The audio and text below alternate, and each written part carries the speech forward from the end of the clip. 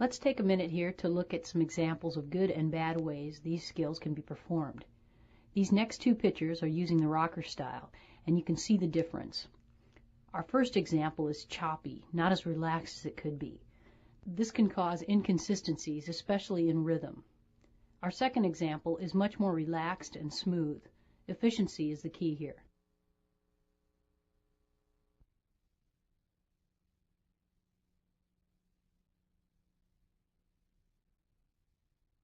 Take a look at the pitching arm.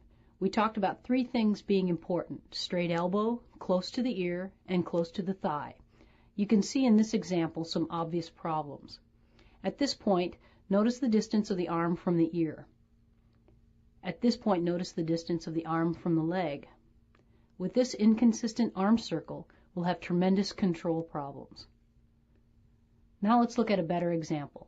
You can see the straight elbow, long arm close to the ear, and at the point of release, the arm against the side. This will lead to much more consistent control. Here are some examples of differences in length of stride. Our first pitcher tends to take a stride that's too short. This leads to a choppy rhythm and doesn't allow her to use her hips properly for power. Our second pitcher takes a stride that's too long.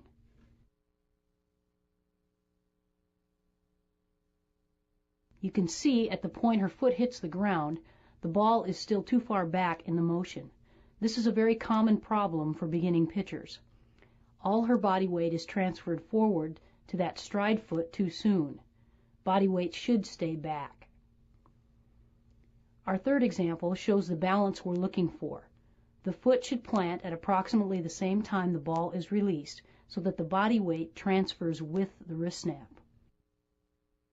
In these next examples, let's focus on the striding foot. Our first example shows a stride with too much knee bend. Also, you'll notice the stride goes to the left with very little toe turn.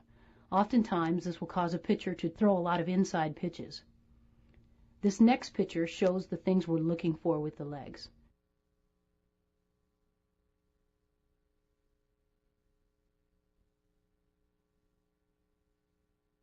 The knee of the stride foot stiffens up at release.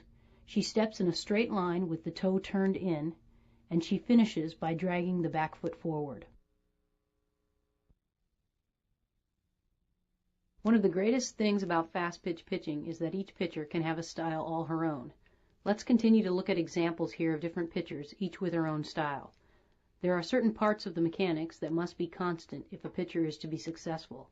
This means that every good pitcher does these things. For example, many pitchers like to use the rocker style pre-motion or wind-up, and in this way begin to create their own style. However, they must be relaxed and consistent with this rocker motion, or it can tremendously affect rhythm and balance.